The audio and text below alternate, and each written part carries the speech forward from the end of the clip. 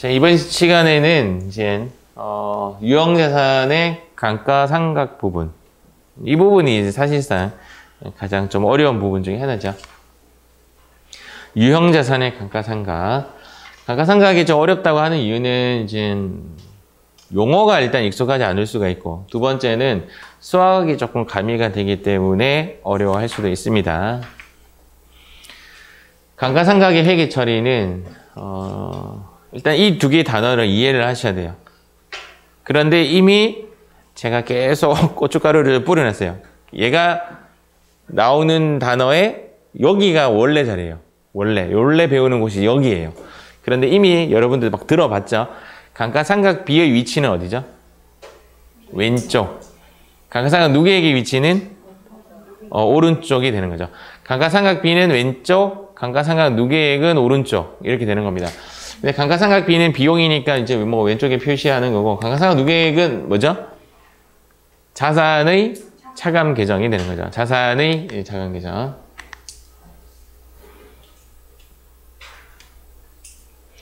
당해 연도 비품의 감가상각 B는 20만 원이든지 설정하는 분기죠. 설정하는 분기니까. 차변에 감가상각 B 20만 원, 대변에 감가상각 누계액 20만 원 B 뭐 이렇게 쓰시면 됩니다. 이렇게 쓰시면 되고, 지금 현재 이제 우리가 여기서 알아야 되는 내용은 얘가 이제 왼쪽에 위치하는 놈이고 얘는 오른쪽에 위치하는 놈인데 얘는 자산이라는 거, 부채가 아니라는 것을 꼭 기억하시기 바랍니다. 재무상태 표에는 이제 어떤 식으로 표시가 되냐면, 재무상태 표에는 비품은 이렇게 취득가액이 여기 잡히고, 그 다음 감가상각 누계액이 여기 잡히고, 그러면 모양상 얘의 장부가액은 얼마죠? 제가 지금 질문을 조금 기억을 하셔야 돼요. 그냥 내가 무슨 가액이라고 했는지 모르겠는데 답은 80만 원이 눈에 보이죠. 이제는 100 빼기 20이니까 80. 실제적으로 시험 문제 여기 빈 괄호 쳐놓고 여기 얼마 들어가냐고 문제가 나온 적이 있어요. 그럼 우리는 이제 자연스럽게 80 이렇게 딱 가로에도 얘가 어디에 들어가는지 아시겠죠? 여기 금액 얼마? 20 이렇게 적어야 되는데, 제가 금방 질문이 뭐였냐면 장부가액은 얼마인가? 장부가액은 얼마이냐라는 답과 미상각 잔액은 얼마이냐라는 답과 똑같은 말이에요. 장부가액이라는 말도 답이 똑같고, 미상각 잔액이라는 말을 해도 답은 똑같고.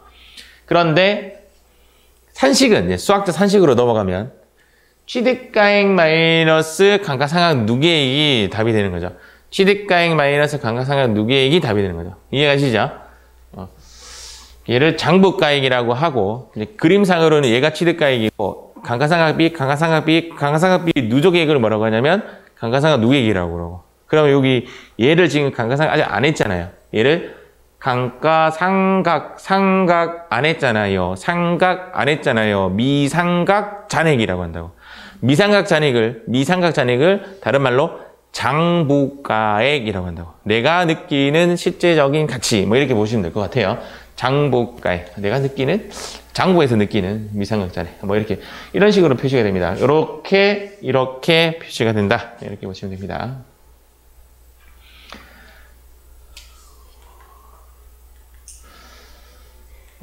왜 또 반복적이지? 얘를 간접법이라고 합니다. 간접법. 직접법은 비품이 바로 대변으로 날아가면 직접법이죠. 어디서 들어본 것 같은데, 어디서 들어봤냐면 저랑 집중분기하면서 제가 설명을 미리 좀 다 뿌려놨어요. 얘를 간접법이라고 하는데, 유형자산은 통상적으로 간접법을 쓰고요, 무형자산은 직접법을 씁니다. 그래서 얘가 직접 비품이 나가는 형식을 띠게 되고, 그때는 얘를 감가상각비라고 해도 무관하나 무형자산은 무형자산상각비라는 개정 과목이 좀 따로 존재를 하죠. 이렇게 보이는 것이 직접법이다. 근데 우리 세법에서는 통상 직접법 써요. 세법에서는 유형도 그냥 직접법으로 그냥 써서 처리하곤 합니다. 간접법의 모양은 이런 식으로 모양이 나요. 이렇게 니은자 모양인데, 직접법은 직접 아웃시킨 거니까 비품의 가액이 바로 80으로 바뀌어버리는 거죠. 즉 장부가액이 그대로 이렇게 올라오는 형식이 직접법이 됩니다. 유형자산 처분 손실이라는 계정 과목이 있고 유형자산 처분 이익이라는 계정 과목이 있는데 1차적으로 우리가 접근하는 방식은 손실의 위치는 왼쪽, 이익의 위치는 오른쪽, 맞죠? 이렇게 위치적으로 보시면 되고 A 회사는 뭐를 처분하였다. 질문, 장부가액 얼마인데요? 이제 그림을 그려야 돼. 이제는 취득가액이 얼마인데요? 600. 이제 그림을 그리세요. 감가상각 누계액이 얼마예요?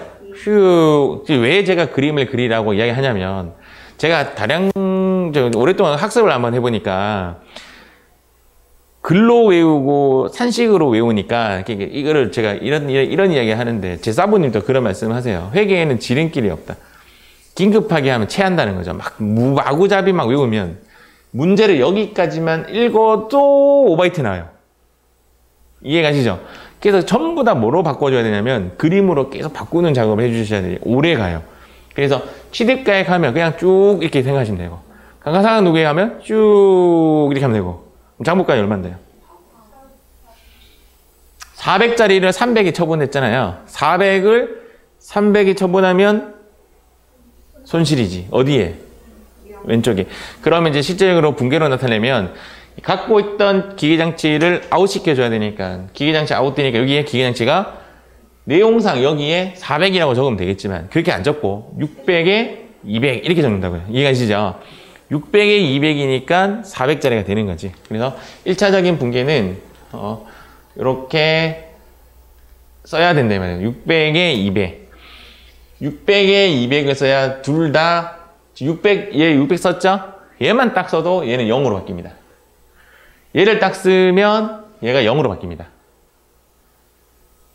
이해가시죠? 근데 얘를 400 쓰면 얘가 200으로 바뀌겠죠. 200이 200이니까 0, 여기는 0이 되는데 장부에는 남아있는 이상한 모양이 나와요. 그래서 일단 기계장치, 감가상각 누계액, 기계장치, 감가상각 누계액.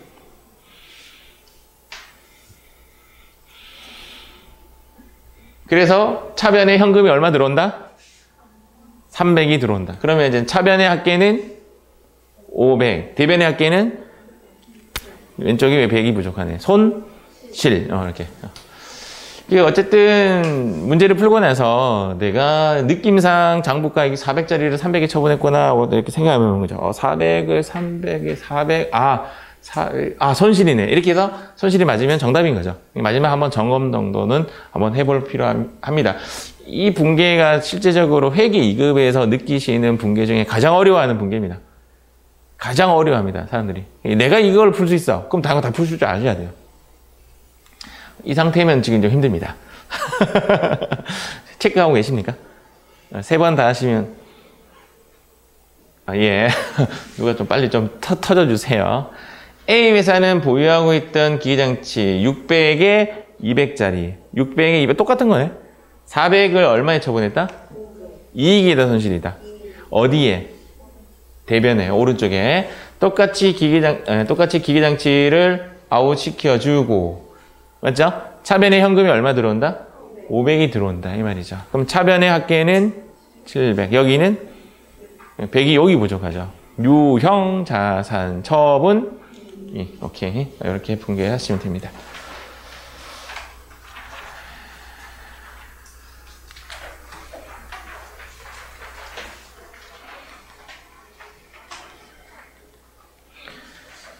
감가상각비 계산 방법의 첫 번째 나오는 단어는 감가상각 대상 금액입니다. 자, 아까 전에 제가 감가상각 대상 금액은 이제 그림을 한번 볼게요. 이제 그림으로.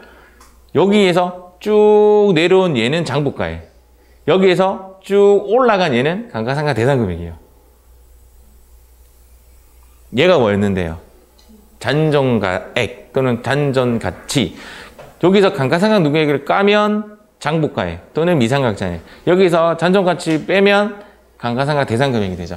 감가상각 대상 금액이 취득원가 마이너스 잔존가치고 금방 이야기했던 장부금액은 취득가액 마이너스 감가상각 누계액이에요. 얘 그림을 제가 어떻게 표현했냐면 여기서 밑에 거를 위로 올렸고 얘는 어떻게 표현했냐면 위에 거를 밑으로 표현한 형식으로 제가 지금 여러분들께 설명해 드렸습니다. 얘를 계속 나는 수학적 산식으로 접근할 거야 하면 오래 못 갈 거예요. 그림으로 계속 이해를 하셔야 돼요. 감가상각 대상 금액은 얘고 장부가액은 얘입니다. 이런 식으로 접근을 하셨다가 그 다음 감가상각 대상 금액으로 하는 놈이 세 놈이 있고 장부 금액으로 하는 놈이 두 놈이 있어요. 그래서 감가상각 방법은 5가지가 제시가 돼요. 여기 때문에 우리가 헷갈릴 수 있는 부분이 뭐냐면 수량 결정 방법은 하고 재고자산에 나왔던 수량 결정 방법은 수 할 때 실지재고조사법, 수 할 때 계속기록법 기억나죠? 그 두 개를 섞은 것을 무슨 법이라고 했다? 혼합법 이렇게 했었죠. 실지재고조사법, 계속기록법 합한 것을 혼합법이라고 해서 수량 결정 방법이 있고 단가 결정 방법은 개별법이 있고 스브 하나 있고 이걸 뭐라고 했죠? 소매제고법이 있었죠. 그런 법과 이 법이 헷갈리는 거야 이제. 구분을 딱 질러줘야 돼요. 아시겠죠? 구분을 해줘야 됩니다. 어쨌든 요 감가상각 방법 5가지. 정액법 일단 동그라미. 시험에 가장 잘 나오는 정액법. 그 다음 잘 나오는 것이 정률법. 그 다음 잘 나오는 것이 연수합계법. 그 다음 이 두 개는 일단 시험에는 안 나올 겁니다. 얘는 세무 1급 가면 나오는 거 한번 본 적이 있고 얘는 아예 계산하는 문제 자체가 안 나와요. 그런데 종류를 묻는 문제는 나와요. 5가지 종류는 있다 정도는 알고 가셔야 된다 이 말입니다. 감가상각 대상 금액으로 계산하는 산식은 요 3가지고 장부 금액으로 계산하는 방식은 이 2가지예요. 파가 다른 거죠. 얘는 이 파고 얘는 이 파가 되는 거죠. 그래서 이렇게 된다 이렇게 보시면 됩니다. 정액법의 산식은 이 감가상각 대상 금액을 내용연수로 나누시면 돼요.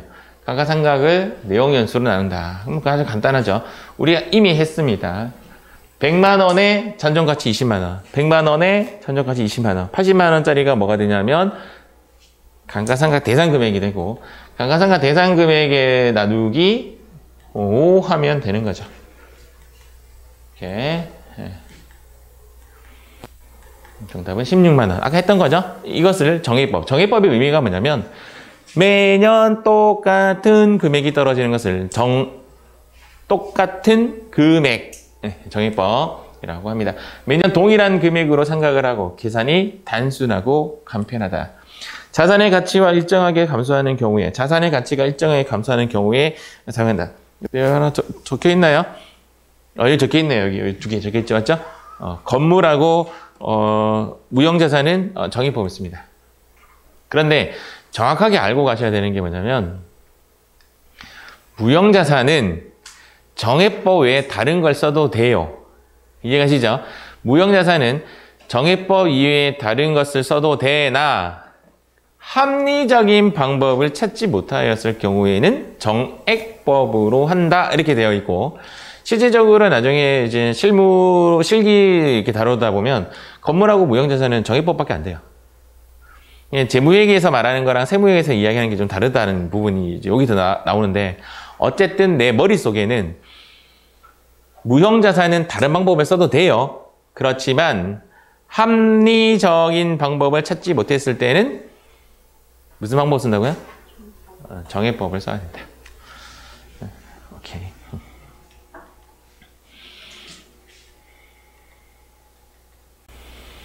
자, 정률법은 장부가액을 대상으로 하는데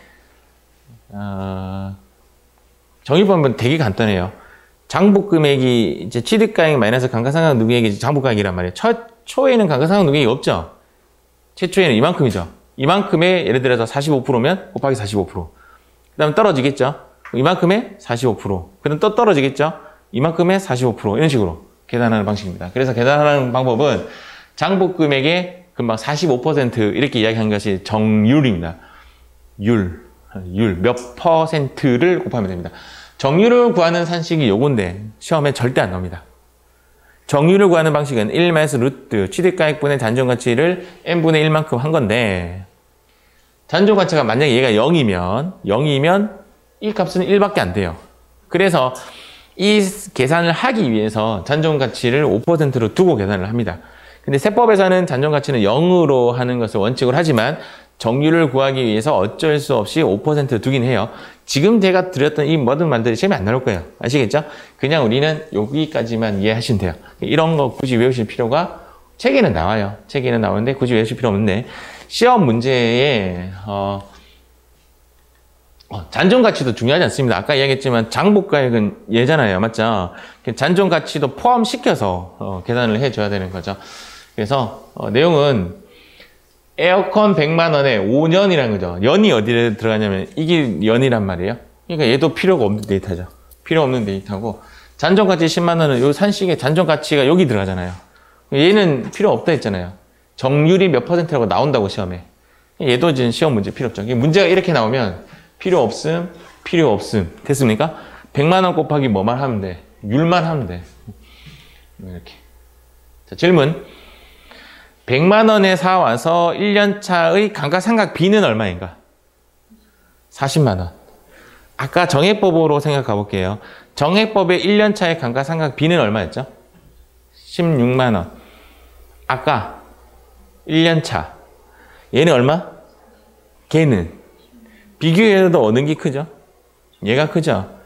그래서 1년 차의 감가상각비를 크기를 비교하는 문제가 나와요. 크기를 비교했을 때 가장 큰 거는 정률법이에요. 가장 작은 건 뭐라고요? 정액법. 그 사이는 나머지 것들이 들어와요. 가장 큰 거는 40만 원. 이 숫자가 가짜 데이터가 아니에요. 실질적인 데이터가 40만 원. 이거죠. 그 다음 여기는 얼마였다고? 정액법은 16만 원. 또는 뭐 커봤자 20만 원이 다잖아요. 2배나 차이 나죠. 2배나 차이 나요. 두 번째.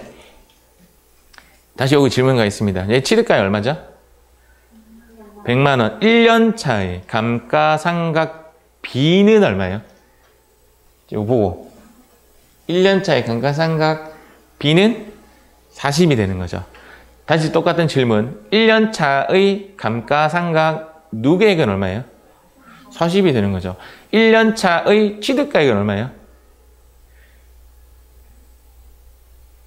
100만 원, 100만 원, 100만 원. 2년 차의 취득가액은 얼마예요? 여전히 100만 원. 3년 차의 취득가액은 얼마예요? 100만 원. 1년 차의 감가상각비는 얼마예요? 40만 원. 1년 차의 감가상각 누계액 얼마예요? 이제는 정신 차려야 돼요. 1년 차의 장부가액은 얼마예요? 60만 원. 1년 차의 미상각 잔액은 얼마예요? 어려운 거 갑니다. 2년 차의 감가상각비는 얼마예요? 율은 동일해요. 암산할 것. 24만 원이 되는 거지. 자, 왜 그러는가? 산식이 장부가액 곱하기 율이잖아요.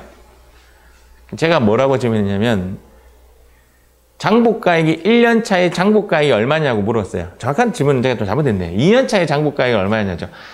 어쨌든 2년 차의 장부가액은 60만 원이죠. 맞죠? 아니지. 1년 차의 장부가액이라 해야 되나? 최초는 100만 원에서 시작하고 그 다음 1년 차가 지나고 나면 60만 원이 남죠. 60만 원에 40%니까 얼마가 된다? 24만 원이 되는 거지.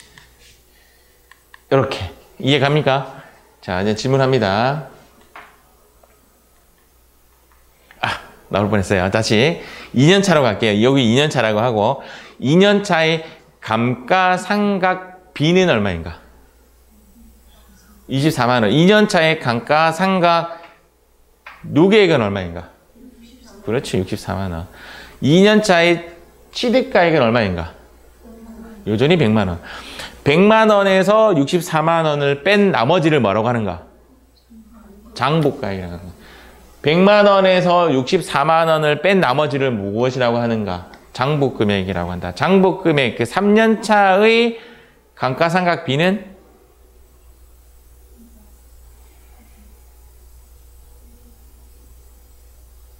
암산이 안 된다 했죠. 3년 차의 감가상각비는 100에서 64를 일단 빼. 36만 원. 36만 원 곱하기 40%. 24, 4, 4, 예. 14만 4천 원. 아까 사전 못 받는가? 안 났구나. 그래서 얘는 이제 느낌상 가보면 감가상각 처음에는 대빵 많이 했다가 그 다음 작게 했다가 그 다음 또 작아지다. 이래 되죠. 맞죠? 그러니까 2년 차만 돼도 훅 줄고 3년 차에는 더 줄었죠. 정액법보다 줄어들죠. 감가상각 비율이 훅 이래 되죠. 훅 이래 되죠. 맞죠? 이것을 가속상각법이다라고 합니다. 근데 사실은 정액법 빼고는 다 가속상각법이에요. 처음에 많이 하고 그 다음 적어지고 그 다음 적어지고 그 다음 더 적어지고 그 다음 더 적어지고 마지막 해 5년 차에는 나머지 서문부 다 감가상각으로 집어넣어 버려요. 이해가시죠? 마지막 5년 차에는 전부 다 감가상각을 넣어버린다. 그렇게 보시면 됩니다.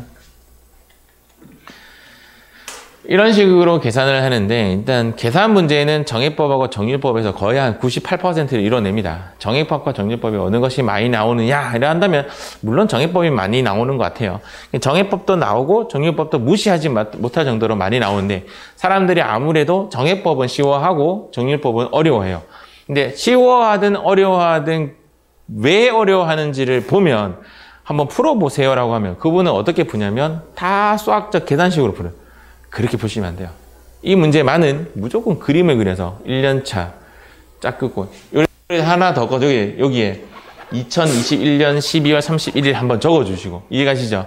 그 다음 2년차 이렇게 그림으로 문제를 풀면 문제가 해결 능력이 훨씬 올라갑니다. 꼭 그림으로 푸시기 바래요.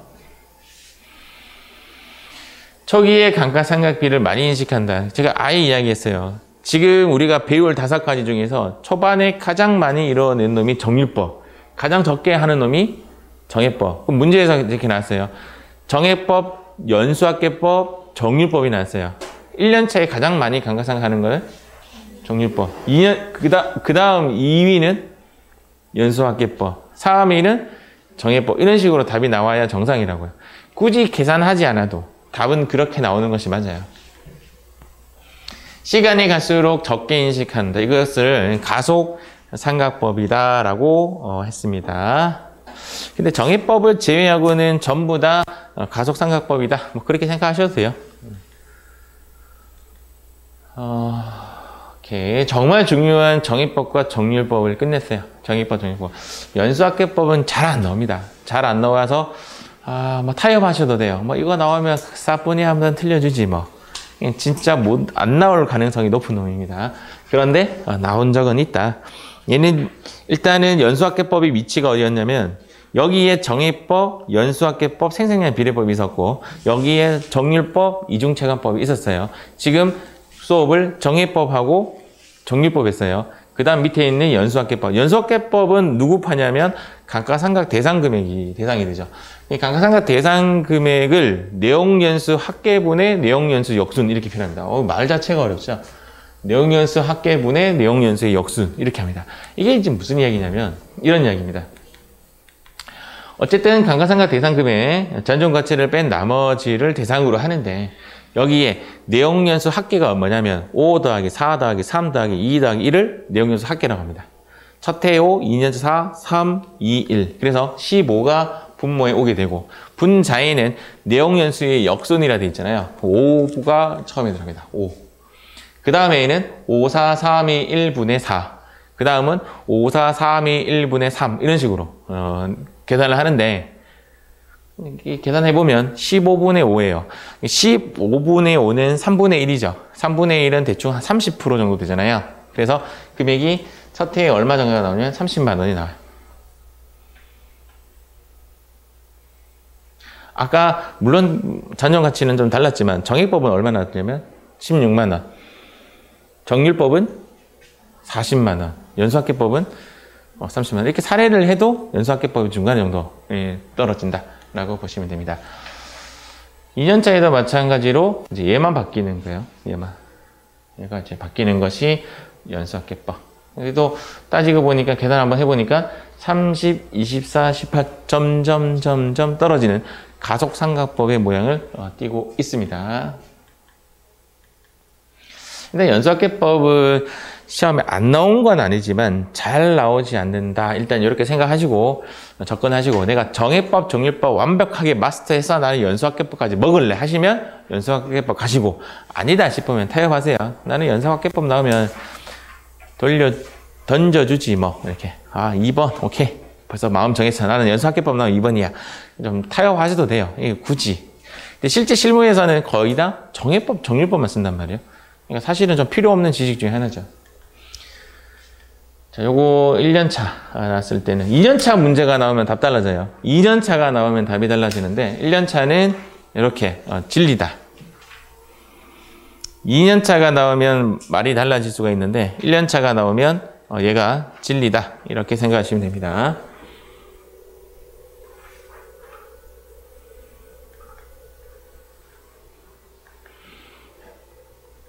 생산량 비례법은 비행기 소리 나죠? 비행기 떴습니다. 나중에 저거 하든 작업을 하긴 해야 되겠어. 생산량 비례법은 이제 이런 겁니다. 우리 회사에 갖고 있던 복사기가 1000장 뽑으면 마탱이 가요. 끝. 얘 생명은 끝나요. 1000장 뽑으면. 그런데 올해 500장 뽑았어요. 그럼 감가상각 몇 퍼센트 한 거예요? 그럼 그렇게 계산하는 거. 근데 다음 해에는 100장만 뽑았어. 그럼 감가상각 얼마나 하면 되죠? 10만 하면 되는 거지. 그런 식으로 하는 거. 그게 생산량 비례법. 수학자 산식은 뭐 이렇게 나옵니다. 감가상각 대상 금액을, 왜 감가상각 대상 금액이냐? 제가 아까 이런 이야기 했었죠. 정액법, 연수학계법, 생산량 비례법은 감가상각 대상 금액을 대상으로 하고, 정률법, 이중체감법은 미상각 잔액을 대상으로 한다. 그래서 감가상각 대상 금액을 총 예상 생산량분의 실제 생산량 이렇게 계산을 한다. 이렇게 보시면 됩니다. 이중체감법은 이제 이런 겁니다. 이중체감법의 위치는 여기 있었죠. 여기 정액법, 연수학계법, 생산량 비례법, 정률법, 이중체감법. 정률법의 단점이 뭐냐면 1-루트 취득가액분의 잔존가치를 n분의 1 상승한다. 이거 어떻게 풀어요? 못 푸니까 그 류를 단순화시킨 게 이중체감법이에요. 단순화시킨 게. 그러니까 이중체감법의 단순화는 느낌은 정률법의 느낌이에요. 정률법을 단순화시킨 거예요. 그런데 모양은 정액법이랑 비슷해요. 그래서 나중에 좀 헷갈릴 수도 있는데 시험이 일단 안 나올 거예요. 내용이 장복 금액을 내용연수분의 2로 되어 있는 거죠. 정액법이 뭐였지? 정액법은 얘가 아니라 감가상각 대상 금액을 내용연수분의 1로 한 거죠. 그러니까 사람들이 착각을 하는 거야. 얘는 내용연수분의 2고 정액법은 내용연수분의 1이니까 이중체감법은 정액법의 2배야. 아닙니다. 전혀 다른 친구들이에요. 다른 친구. 이거만 가지고 정액법의 2배다. 그렇게 계산하는 것은 오인이다. 이렇게 보시면 됩니다. 뭐 이제 어려운 부분 다 지나갔습니다.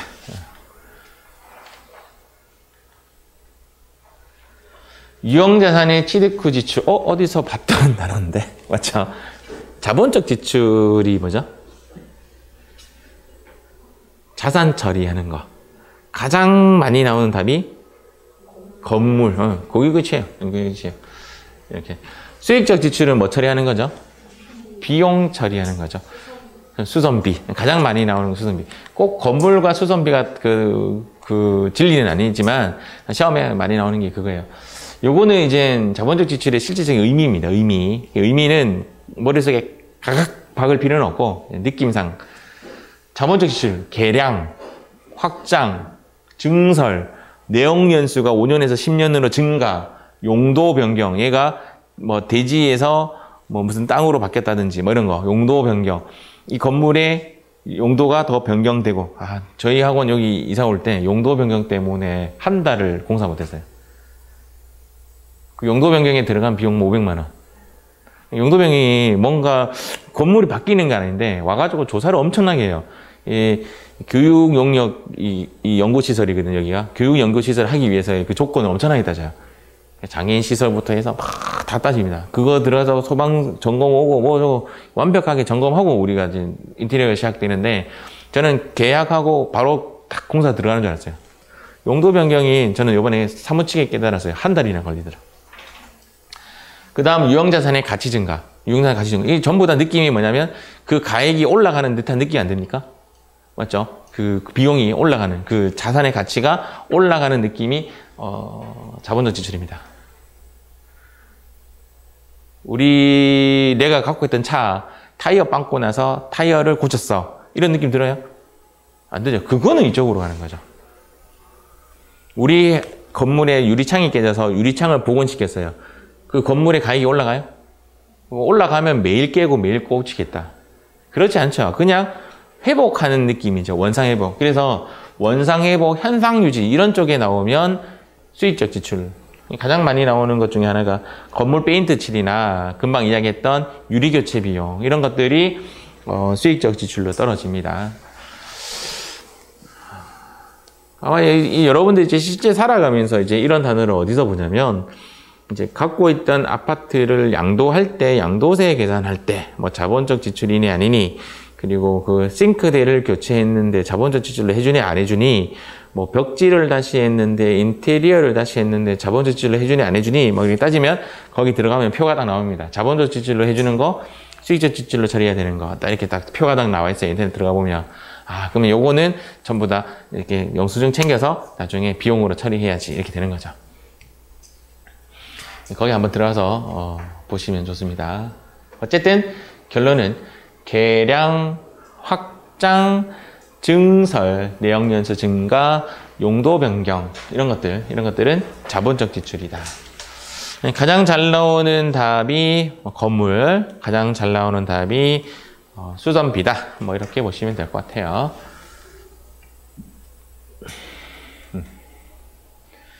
유형자산의 손상차손. 여기는 일단 CX. 시험에 완벽하게 안 나오는 거 아닌데 안 나온다 생각하고 접근하시면 됩니다. 울산에도 그런 사건이 있었죠. 물이 차바. 아, 재미없군요. 차바라는 홍수가 한번 터진 적이 있어요. 그 4년 전인가? 무릎까지 막 차고 막. 그때는 그 태풍 그 이름이 차바죠. 차바. 물이 차바. 재미없군. 차바. 차바 왔을 때 그때 울산에 어떤 사건이 있었냐면 울산에서 내놓는 중고 자동차 사지 마 이런 말이 나왔어요. 왜냐하면 워낙 많은 차들이 침수가 되었고 맞습니다. 그게 이번에도 부산에 있는 이제 차 사지 마 그런 말 떠돌았어요. 부산에도 물이 침수된 차가 많이 생겼고 저기 울주군 쪽으로 저기 언양 쪽으로 가다 보면 모 아파트에는 이제 사망 사건도 좀 일어났고 물이 차가지고 그때 그런 일도 있었죠. 뭐 결혼식장에서 노래방에 노래 부르다가 밖에 물난리 난지 몰라가지고 또 사망 사건이라고 되게 큰 사건이었어요. 큰 사건이었고 각 회사에서는 기계장치들이 침수가 돼가지고 기계장치가 상하고 저도 그때 처음 봤어요. 그런 울산에서 특히 울산에는 잘 그런 게 좀 없는 쪽인데도 뭐 집 간이집 막 떠내려가고 막 그랬죠. 그런데 그날 수업했어요. 진짜 놀란 게 왜 이때 수업했냐면 8시 반에 이렇게 오시잖아요. 그때까지 안 찼어요. 9시 반부터 폭우가 쏟아져서 수업을 한 거지. 이렇게 수업을 하고 끝나고 나니까 물 다 내려갔어요. 또 그 사이에 끝났어요. 그분들 그냥 정상적으로 집에 갔어요. 딱 그 시간에 4시간 확 불었다가 확 줄었어요. 그때 다 난리친 거예요. 어쨌든 그때 어떤 일이 일어나냐면 손상차손이라는 게 일어나요. 손상차손이라는 것은 감가상각이라는 것은 시간이 지나면서 가치가 떨어지는 건 감가상각이고 손상차손은 똑같은 내용인데 시간의 흐름이 제약이 아니라 어떠한 징후라고 표현해요. 어떠한 징후, 지금 제가 말씀드렸던 거는 자연재해죠.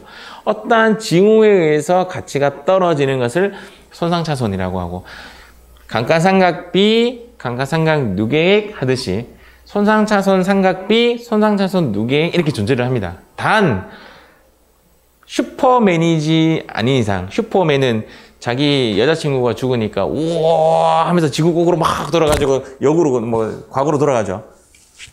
그냥 감가상각 누계액은 절대 백시킬 수가 없어요. 시간이 지나서 지금 가치가 떨어진 건데. 근데 손상차손은 손상회복이라는 게 존재를 해요. 고치면 다시 백할 수 있는 그 창구를 마련해놔요. 뭐 그런 겁니다.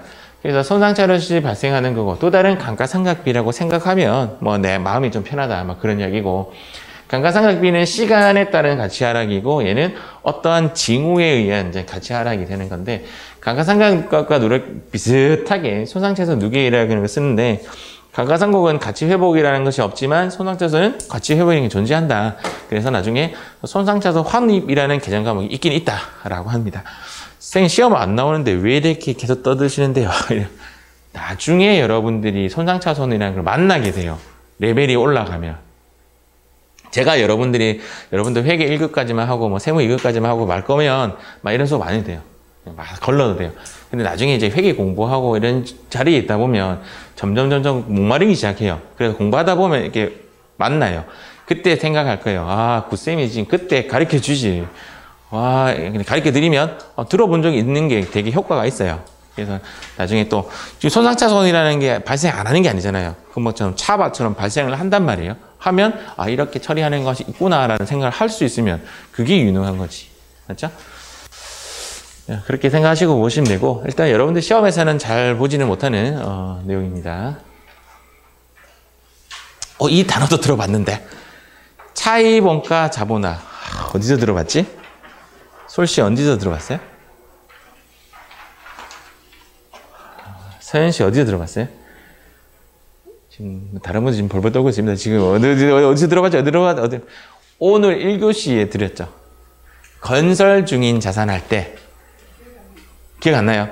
이자 비용을, 차입금에 대한 이자를 이자 비용이라고 쓰지 않고 건설 중인 자산으로 쓴다고 했다고.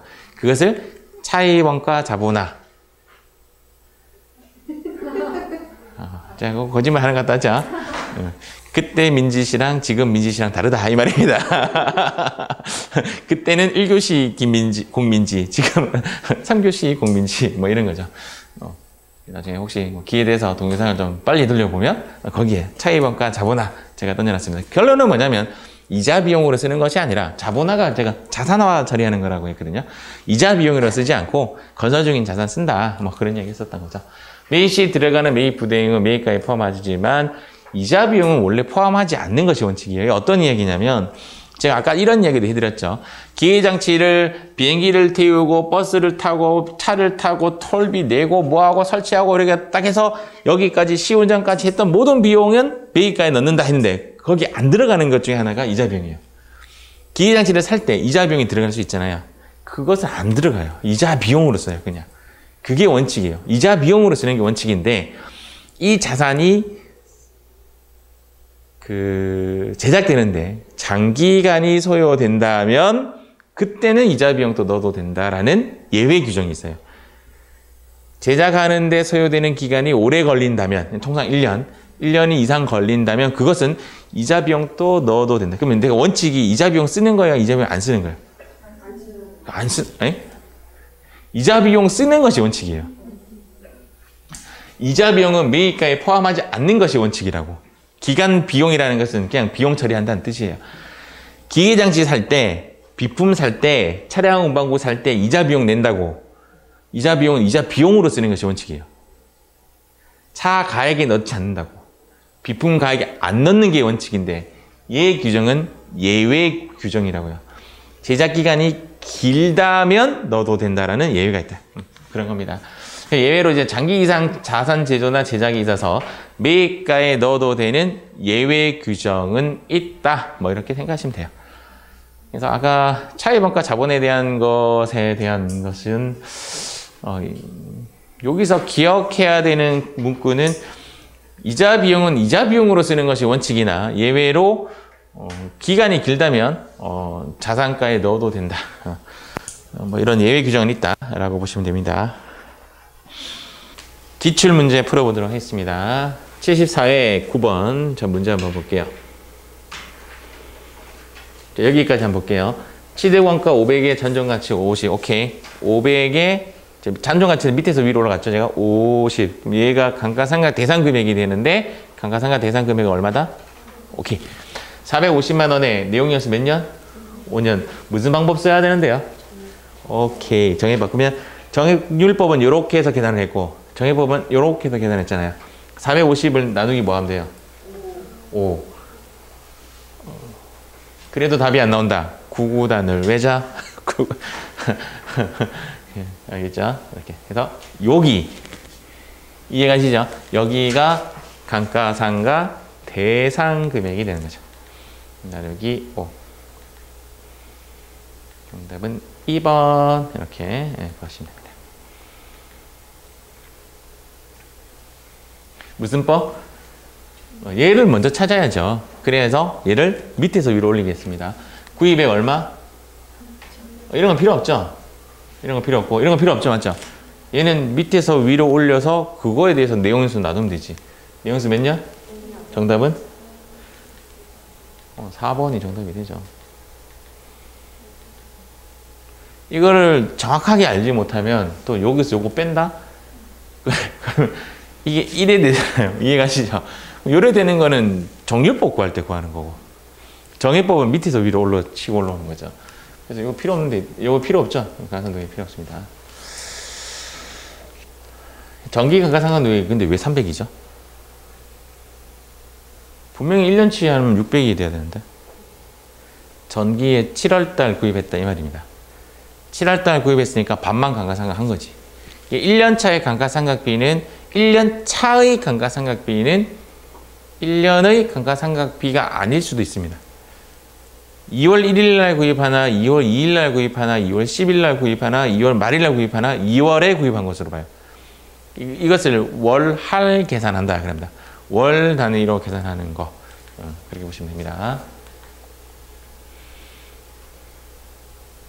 무슨 법? 정률법이에요. 그러면 여기서 이렇게 내려가는 건데 지금 2016년 12월이죠. 그러면 2015년 1월 1일 날 구입 한번 했다가 2015년 12월 31일 한번 내렸다가 거기에 대해서 정률을 곱하면 되겠네요. 그러면 첫 해 내려간 것도 계산해 줘야 되네요. 좋았어. 그러면 취득가격이 800에 취득세 50에 얼마짜리예요? 850에 1년 한번 내릴게요. 쫙 내립니다. 850 곱하기 10% 그거 얼마예요? 85만 원 어치 떨어지죠?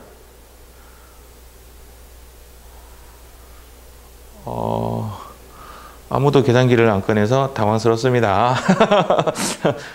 계산기. 그래서 850만 원에서 85만 원 빼면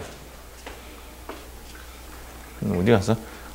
얼마 나와요? 850에서 85만 원 빼면 65만 원에서 60, 그러니까 한 번 딱 감가상각 했던 기간이 언제냐면 2015년 12월 31일이죠. 지금 필요한 거는 2016년 12월 31일이잖아. 한 번 더 가야지. 거기에 또 10%. 그럼 정답은 76만 5천 원이 정답이 되는 거죠. 맞나요? 감가상각 누계획은 하면 85만 원에 76만 5천 합한 거고. 그림은 이제 이렇게 되는 거죠. 그림은 아니고 지금 수학적 산식으로 적어놨네.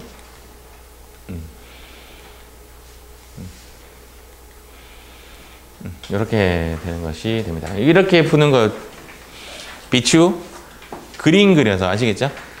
그림 기회 되면 이제 그림으로 바꿔야 돼요. 이렇게. 근데 이제 아마 설명서에는 이렇게 되어 있는 것 같아요. 설명서 답 해설지에는 이렇게 되어 있고 우리는 그림으로 접근하시는 게 좋습니다.